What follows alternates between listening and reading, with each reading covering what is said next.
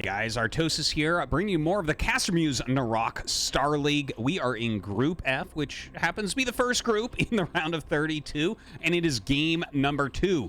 Here in the top right, we have ZeloT, the most aggressive pro gamer literally in the world. This guy is so aggressive, there's actually kind of memes about him in the StarCraft scene.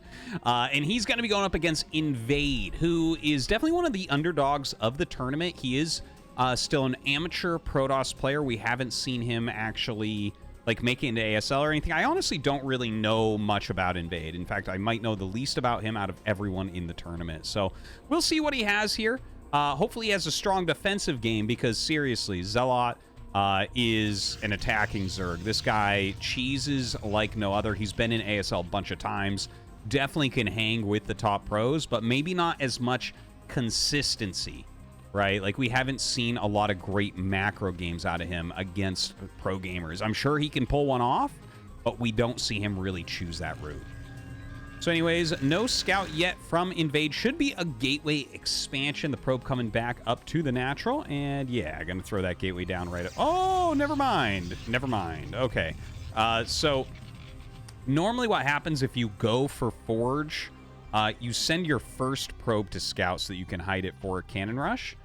In this case, he brings it back. He's just saving a little bit of economy, throws down the Forge. I think he doesn't plan a cannon rush, and really, honestly, ZeloT is probably the last player you could ever do something like that against, since the percentage of time that he goes pool first is going to be a lot higher than other pro gamers. He does love to get that aggression out. Now, the drone and the probe pass each other as this drone leaves to make a hatchery over at that third base location.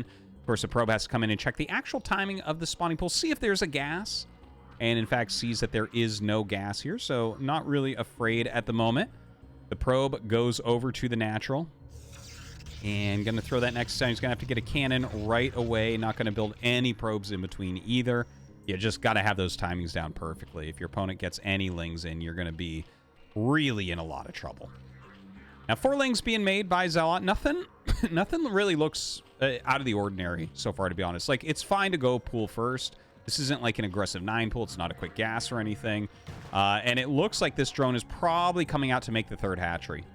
Now, I mean, Zergling rushes can be a thing against Protoss, but definitely the 3-hatch Hydra would be the first truly powerful, super aggressive move that could occur. So that is going to probably be what we're looking out for here. And probably what Invade is going to be looking out for here as well. As far as Invade's side goes, I mean, it looks like a well-executed build thus far. He's got his gateway coming up, throws down the gas in the main base. He has that single cannon, everything looking good. And yeah, I mean, there's not a lot from him right now other than trying to get scouts out. He did lose that initial scouting probe to the lings. Not the best probe micro there against ZeloT. But he sends a second probe out to get that additional intel, which is so important. Now, more lings are coming out right now. Look at that. 4 more lings. What is he going to do with those? We have the 4 lings over here, and then 4 more lings. Kind of thinking about it. That's an Overlord. Okay, Zergling speed does get started. It seems like he's trying to do a Zergling rush, but he's just kind of hiding the fact that he has lings. The thing is, if you scout up with the probe, you can kind of look at the drones and say, you know what? This doesn't... Oh, never mind. He actually runs by immediately.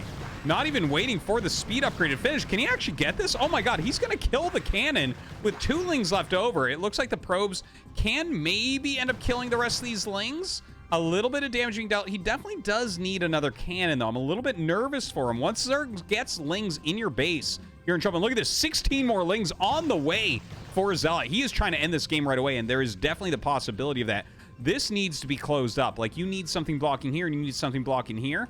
Because look at this. More lings coming. The speed upgrade is about to finish. Like, even with blocks, the cannon isn't going to finish for a little bit. He needs to block this. Like, this needs to be blocked. Okay, he gets the ZeloT up into position. He's got probes here. You know what? He might...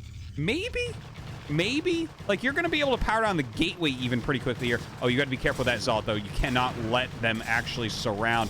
The cannon comes up, and 2 lings come over, and oh no, this probe moved, and suddenly the lings are in. They're on top of the cannon. Ah, this game might end really quickly here. And in fact, he kills the cannon off as the ZeloT dies. More links come. That is going to be that. ZeloT goes to the winner's match.